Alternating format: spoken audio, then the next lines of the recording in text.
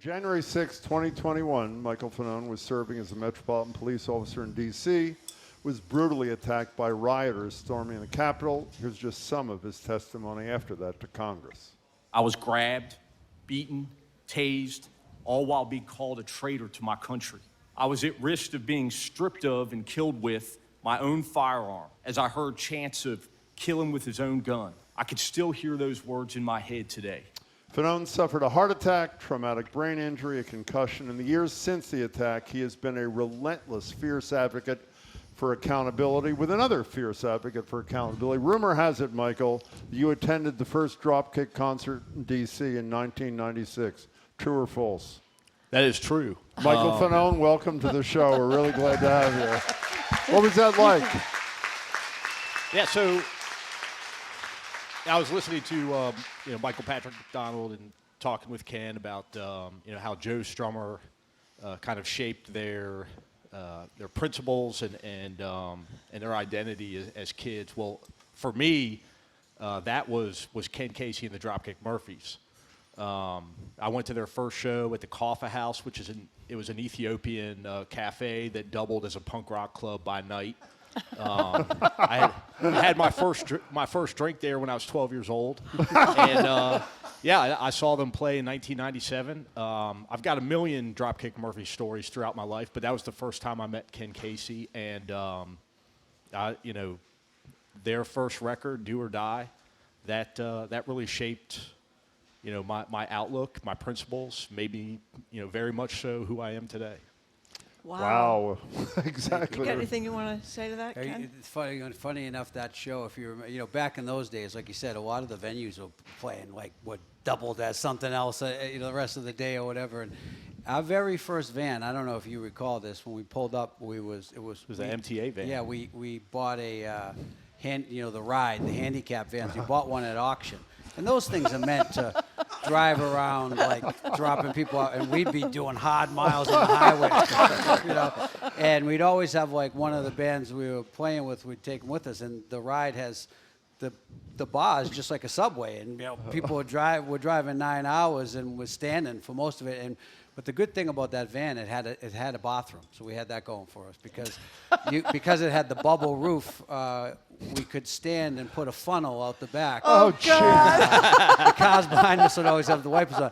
But ironically, I'll never forget that show because it seemed to be the first time that we pulled up and the kids standing on the sidewalk were like, noticed the van, like, are these guys for real? They're like, rep Boston so hard. They talk about Boston sports, Boston punk rock, and now they even show up in an MBTA van, which, by the way, we later peeled the roof off, hitting a low bridge, and we toured it for another year in it with the roof peeled back. And I was the co-pilot back in those days. I'd read the maps, and Rick, our guitar player, would drive, and when it rained, I'd have an umbrella out inside the van. So that was touring in the old days. But Michael, DC punks, just like everywhere you go, and it was community, you know what I mean? And maybe our music shaped him, but certainly the feedback and the way we were treated from people in those punk scenes shaped our future to keep wanting to do it, And then now fast forward to moments like that, and you see someone that you admired so much in their behavior and their action. Keep in mind, Michael was, a Metropolitan Police, just got called there. He wasn't a Capitol Police officer, so he got called there. So you could have, if you had the day off that day or on the other side of town, your life would have, not been impacted so negatively the way it has. But Michael has, he's inspired all of us. I think a lot of us kids. Can I say everyone here is inspired by Michael's behavior, and not just the way he stood up to protect. The people at the Capitol that day, but the way he's so fiercely fought back. And listen, truth be told, white males are what got us into this mess, the way we voted for Trump. So I think that there's no coincidence of the guest because we need to be the mirror speaking back to MAGA, because MAGA would love to just say, you got blue hair and a nose piercing. No. We look like you, and we sometimes trigger them the most because they get the maddest that we don't agree with them. Speaking of voting for Trump, you voted for Trump in 2016, didn't you? I did. And 2016. What was the moment where you said to yourself, maybe this wasn't such a great idea? I think it was like probably the first time Donald Trump opened his mouth after he took the oath of office. No, I'm serious. Was that really it? It was pretty soon after. I mean, when he went after James Comey, who was somebody. I mean, I don't love every decision that James Comey ever made as the FBI director, but he was a man of integrity, and I could see that clearly as somebody who spent 2 decades in law enforcement, and to watch the president of the United States attack him viciously, and then fast forward now 10 plus years, and he's going after him again. Yeah, but I thought the guy was a clown, and immediately I regretted my choice.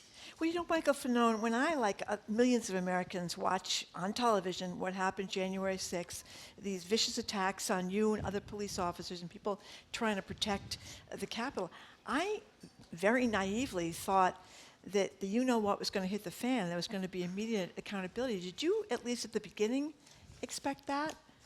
That you and your fellow officers would be lauded and taken care of?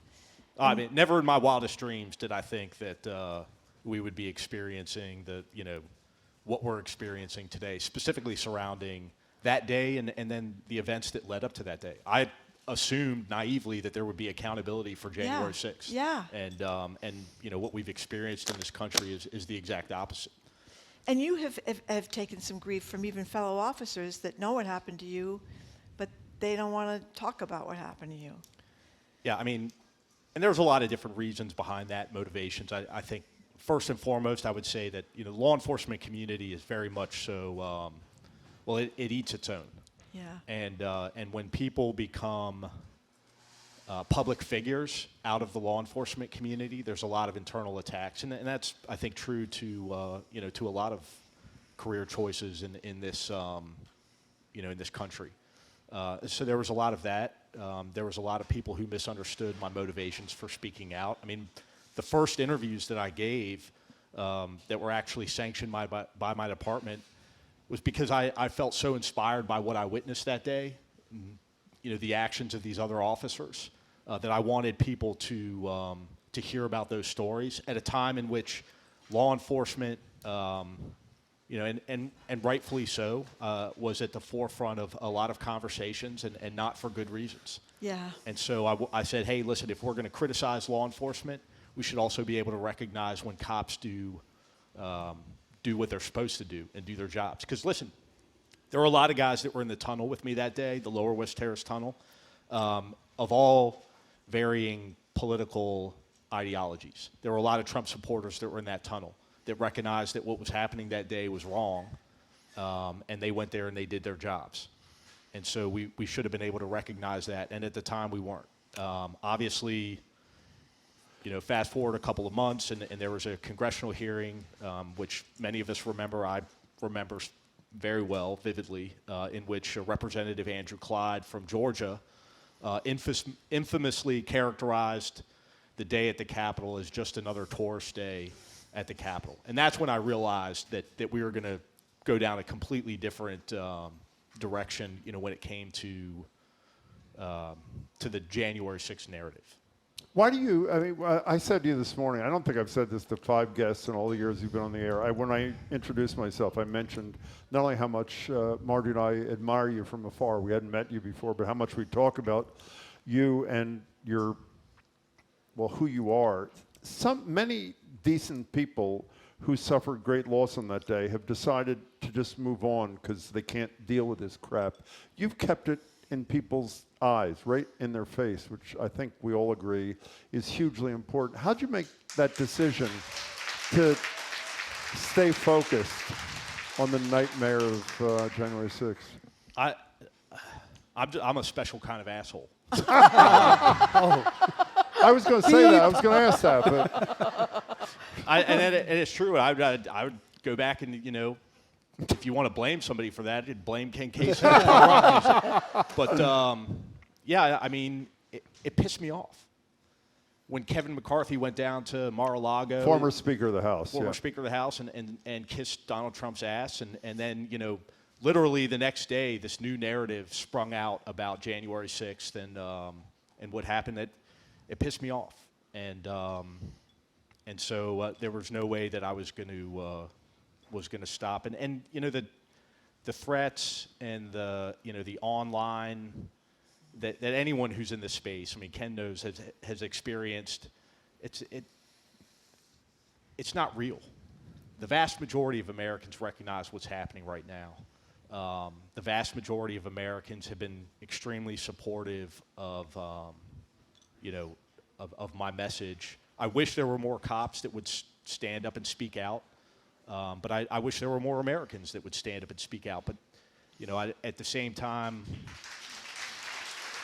I recognize the fear and the concern. I mean, listen, my family and I have been through it all. I mean, for those of you who are familiar, my mother, who lived in Northern Virginia, the same home for 33 years, she had to sell her home and relocate because of the amount of threats that she was receiving. And these weren't just, online threats. These were people that were coming to her house, to express their displeasure in her son speaking out against this administration.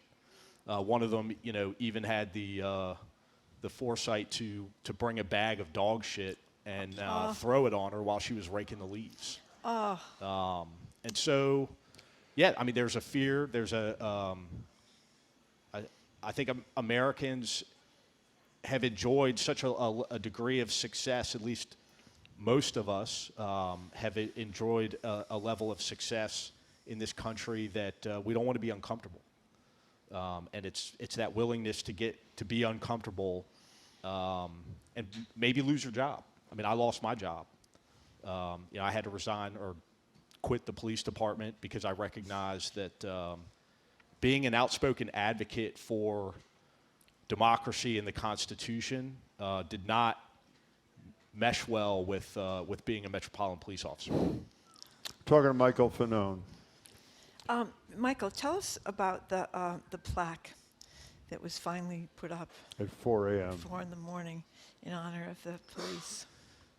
I'll be honest with you, because I was actually one of the original advocates for the plaque. I mean, this predates, this is pretty early on in the January 6th aftermath saga, whatever you want to call it. And I got together with a number of different lawmakers, and we wanted to put up a plaque that named, at first it was going to be the officers that, the agencies, but also the officers that fought in the Lower West Terrace Tunnel. There was approximately 100, and change that showed up that day and fought in that tunnel, which was the pinnacle of the violence on January 6th. And they did so for the better part of 6 hours. I mean, I was there for only a fraction of that time. I showed up, was injured, almost immediately, and had to be transported to a hospital. But I wanted to recognize those officers, and I thought they deserved it. And they were really the representation of the best to come out of that day. Fast forward again 4 years, and the legislation passes. But Republicans refused to put the plaque up. Mike Johnson said that it wasn't feasible or some shit like that. And then finally, after Harry Dunn, a Capitol Police officer who I'm sure you're all familiar with. Yes. I went to Ukraine with Harry Dunn. He's the Oh, you man. did? Yeah, he is. The He's best. a good dude. He's the best. He's also running for Congress. Yep. Yeah. For Harry. But him and I always joke about Danny Hodges, the lesser known of the four of us that testified before Congress, who's still a Metropolitan Police officer to this day. They brought a lawsuit against Mike Johnson and House Republicans to have the plaque, put up. And then Mike Johnson put it up, and he put it up in an area that's not publicly accessible in the Capitol to the general public. And he did so at 3 o'clock in the morning on a weekend. And there's that old saying that once you see how the sausage is made, you don't want to eat it anymore. Like I didn't. At that point, I was done with the plaque. I didn't give a shit about the plaque. I didn't want a plaque. I couldn't care less about the plaque. In fact, I had said I thought the best place to honor the police officers would be to place the plaque up Mike Johnson's ass.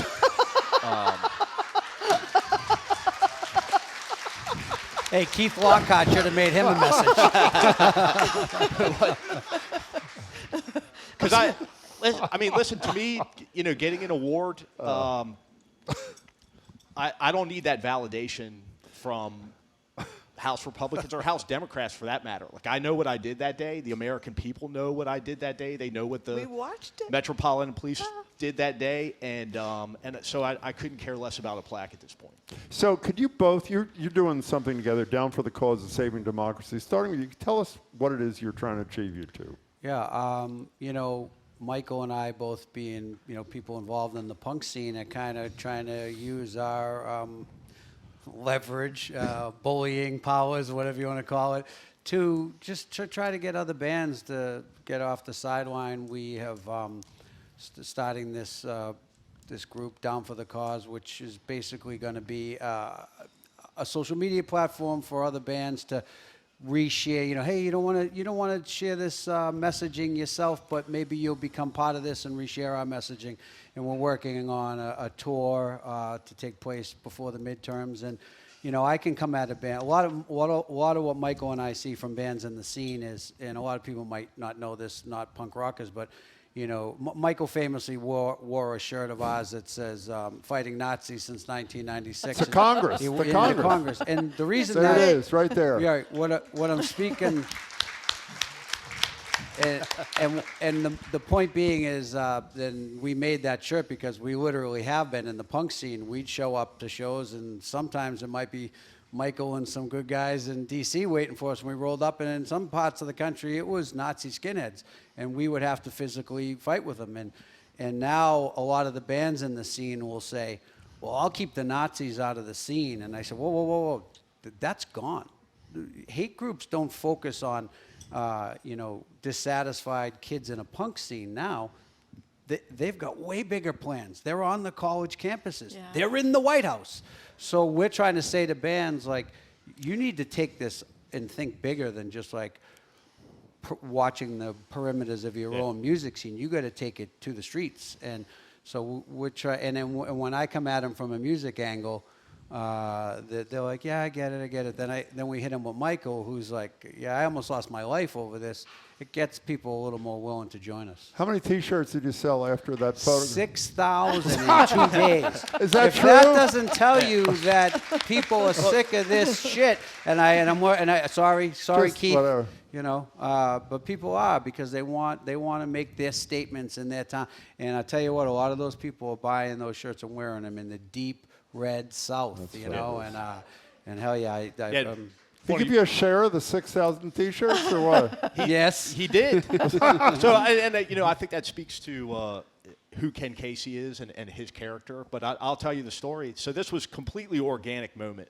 I just thought about, like, what shirt could I wear to this hearing tomorrow that, you know, and let's not forget what the hearing was. It was Jack Smith, former prosecutor, who was testifying about the investigation that he conducted as a special prosecutor into Donald Trump and his activities surrounding January 6th. And I recognize the fact that at this point, there's not a lot of attention that's being paid to this hearing. And I knew what he was going to say because I had seen his transcript from the closed-door testimony, and that was that the result of his investigation was that he believed, and he said this under oath, that they had proof beyond a reasonable doubt that Donald Trump engaged in fraud, an attempt to defraud the American people, and as a result of that, we got the violence that we saw on January 6th. And I wanted as much attention paid to that, and unfortunately, we live in a social media era, and I said, well, what shirt can I wear that'll draw some attention to this hearing? And, you know, there it was, fighting Nazis since 96. And I thought, you know, the Republicans that are in this, you know, hearing room, they're going to love this shirt. And so I wore it. And yes, that was a direct attack on them because they're Nazis. And so I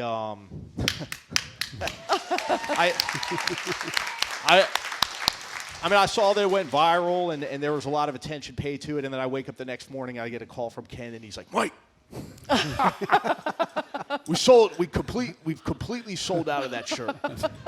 I don't know how many thousands of shirts." And then he would call me like another hour later, and it was like, "We sold more shirts."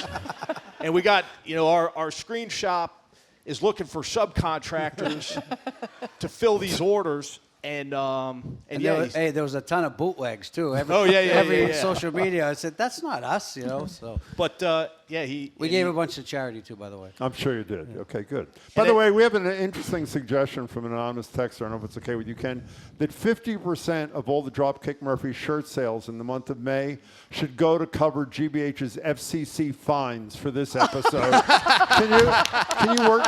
Is that something we can talk about? My mother texted. Michael, one last thing before you go. Hold the music for a minute. Do you hold out? I mean, we all know about the pardons. Everybody knows about the horror show in terms of how they've reacted to these insurrectionists and killers and whatever. Do you hold hope, assuming November turns out like most people expect it to be, that there'll be some accountability visited in any legal way that there is, or is this just gone? I mean, the legal accountability is gone. The pardons are final. I mean, there's no reversing that. Mm-hmm.